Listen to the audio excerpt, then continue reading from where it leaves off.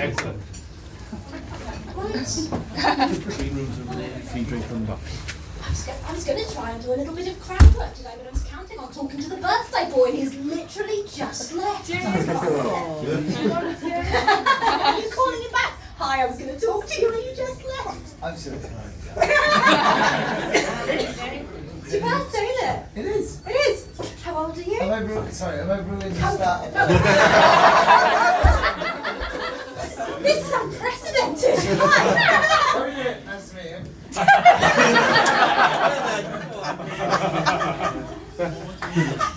Don't know what to do in this situation. I don't usually come up on stage. Hi. Oh, yeah. Yeah. How old are you? How old are you on your 27 birthday? today. 27. That's big. Yeah. Well done. Well, thank you. This is actually not the first time that I've sung Happy Birthday Oh, we're today. going to do it again. No. I did it earlier because on the weekends, this is genuine now, on the weekends I am a wizard at a children's play centre. Okay. Yeah.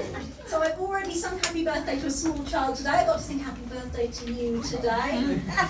I'm thinking of just doubling up on material, just doing what I do at the play centre. Just do you like those snakes in a can? Do you like those? I use one of those in a professional capacity. I'm probably the only person you know who does. You can go and sit down now.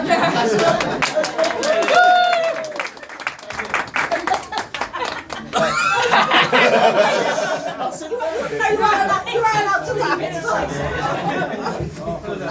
Sorry, this is unnecessarily awkward. The other person I wanted to talk to was Martha. Hi, Martha. I just wanted to talk to you because obviously I'm a stand-up comedian and a wizard, so I'm quite lonely. No, I'm just quite lonely. And I'm not convinced yet that you're not a pimp. So, do you have anyone for me? Got anyone for me? I can offer you a girlfriend. Not my usual type. Almost looks like a prettier version of me. I don't know. Maybe. Hi. Shall I do some actual material? Yeah. So my name's Chrissy. My name's Chrissy. I'm the one your mother warned you about. Because I'm financially unstable and not very domestic. Don't hear many parents, do you, saying to their children, you know what I want for you, my son? The one thing I would choose for you, my boy, my little prince, before I die, it would be for you to get together with a stand-up comedian. And if I could build this woman from scratch, a fantasy, a pipe dream for you, my angel, my only son, I would want her to be a divorced single mother with moderate to severe mental health problems. Yeah, preferably depression and ADHD. So that on the rare occasions that she manages to get out of bed, it's to say, my God, what an interesting moth. It's a bit weird though, isn't it, this stand-up comedy? I mean, even without one of the audience members getting up on stage after being called back from leaving, and now he just feels too awkward to leave again. It's a bit awkward in general for you and for me. From our point of view, we are up here bearing our souls in return for a laugh. That was bearing our souls, by the way, not the other thing. That would be a bit of a cheap laugh, wouldn't it? And I've checked that I don't let you do that here. From your point of view, whatever I say, you have to listen. So if I wanted to tell you all about my last smear test, not going to, don't worry, not going to. It's pretty standard, couldn't get much material out of it, but if I did want to, there'd be nothing you could do about it. It would be bad news for anyone apart from the people who were here for that kind of material. Like, oh yes, she's doing her smear test bit. Get in, as it were. I love cervical humour. I don't actually mind a weird, uncomfortable social situation, though. I think I might be quite a weird, uncomfortable person. Unprecedented situations sit well with me. Everything else, not so much. I'll give you an example. A while ago, I had what I would call a challenging day. Two things happened. That's more things than usually happen to me in a day. First, I had some neutral feedback from my manager. Not as a wizard, by the way, I do other things. I don't have a wizard manager, that's quite unusual. No, I had some neutral feedback from my manager. Not negative feedback, neutral feedback. And second, I slightly set my kitchen on fire. Now, I'm aware that for those two things, for most people, there's an objectively correct one of them that should bother you the most. See, I'm aware of normal mental processes. I've seen some on the TV. I've never had one myself. Here's how my brain dealt with it. Okay, first, neutral feedback from my manager. Well, I'm going to be fired. They've worked out I'm not a real functioning human being. I'm going to lose my job. I'm not going to be able to pay my mortgage. I'm going to lose my home.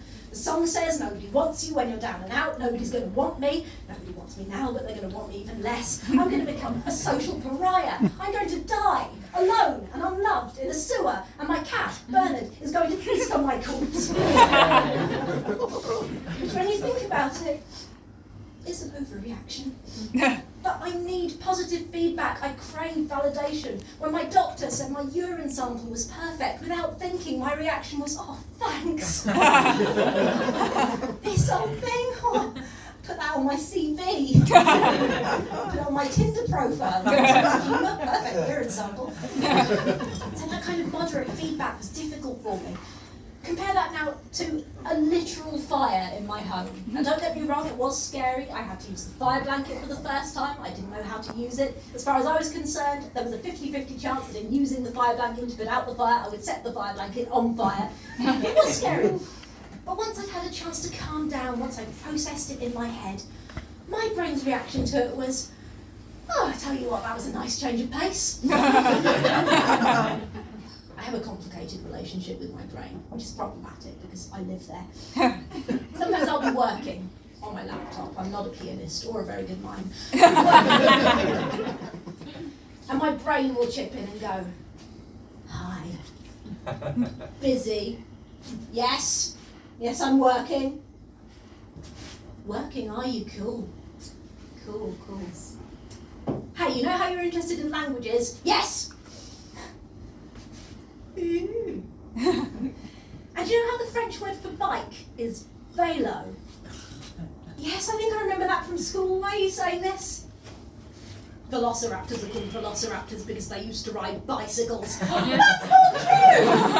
No, that's not true. It's etymology at best. People often come up to me after my gigs and say, oh, Chrissy, I love this character you've created.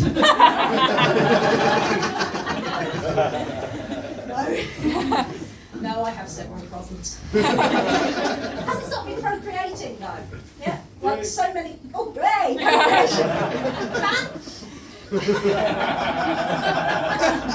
Lost my place now. It's all your fault. Yeah, like so many other people who have never been able to keep a Pontyclun alive, I decided to bring human life into this world, and it's going all right. Not too bad. I fed her today, so. But I love being a parent. I really love having a kid. I think it is so moving, being able to watch this screaming potato gradually blossom into a weirdly dependent flatmate. Love being a parent. Didn't love being pregnant though. Didn't love that at all. Maybe I was doing something wrong. I mean, I was doing it fine. I kept her in there. Didn't accidentally leave my womb at the shops. Anyone who knows me will tell you that's not entirely out of the question. But maybe I was doing something wrong in terms of my attitude, because they say pregnant women, they're supposed to be radiant, aren't they? They always say that about pregnant women. Yeah, I was not radiant as advertised. I was not a glowing fertility goddess. I was more of an angry sphere with wind. How about I was pregnant the normal way, peeing on a stick? Still think that's quite a weird thing to be the normal way to do anything. In most circumstances in life, I found peeing on something optional, if not frowned upon. But I found out I was not just pregnant, but pregnant a little while later, when a guy came up to me in the street and went, "Oi, darling, you look healthy." And I looked down at myself and thought, yeah, fair play. That is the raciest thing you can say about my appearance right now. I'm roughly the size and build of a sturdy wardrobe, an IKEA Prego. And thank you for pointing out I don't look like I'm going to die in childbirth. It's all worth it though. I've got my daughter now, she's 13, her name's Anwen, she's fantastic. And one of the things I like most about having a kid is being able to share my cultural references with her. If I could, I would share my entire frame of reference, and I know I'm not going to be able to do that. I know that one of these days she is going to look back fondly with a tear in her eye on the time when people were eating laundry detergent for a dare on TikTok. A reference which is simultaneously egregiously modern and already out of date. I don't know. I don't know about TikTok. I don't know anything about anything cool. I don't have my finger on the cultural pulse. If I were culture's doctor, it would be long dead and I would know nothing about it. I'd still just be there in the background dancing to the Steps version of Tragedy. But I share as many of my cultural references with her as I can. And once, when she was very little, we were invited to a wedding reception that featured what you might call a regulation wedding disco.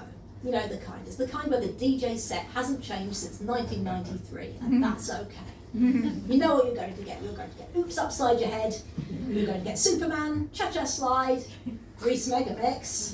Hey, everyone loves the Grease Megamix. Whoa! I agree. And that night I didn't see much of Anwen because at the age of 5 she already had more of a social life than I ever will have. And she attached herself to my friend Julia that night. She followed Julia around everywhere all night. And by about 10:30, 11, Julia was starting to flag, understandably. She was edging towards the boundaries of the dance floor, trying to talk to another grown-up, as "You can't touch this" blared on the sound system. And I was privileged to witness this tiny child with the most sombre, earnest expression on her face go after her and go, "Julia, Julia, you have to stop. It's hammer time." I've lost my place now. I might do what you did. So can you just laugh a bit while I think about Hey, yeah. Oh, I'm blank. Can you remember? This is my dad. He's been to a million of my shows. Can you remember what I was going to say?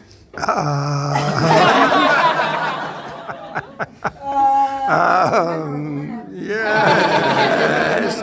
Oh, yes. I know. Oh, it's good too. It's pretty good. Yeah. You can enjoy this. It's positive reinforcement. We'll definitely. One of the things that I think any parent will be able to identify with is that when you're a parent, you spend so much of your time, your mental energy parenting, that when it's time to stop parenting, it's really hard to turn it off.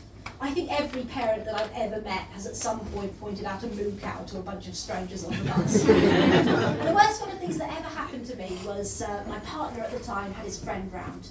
So this was 2 guys in their late 30s, kicking back, playing cards in my living room. And let me tell you, it really does change the whole vibe of an evening. When you go up to your long-term romantic partner and his friend who you don't know very well, lean over them and say, "Will Mummy get you a drink?" I had to have a threesome that night just to save face. You've been absolutely brilliant. I unfortunately have been Chrissy Derbyshire. Thank you, sorry, please.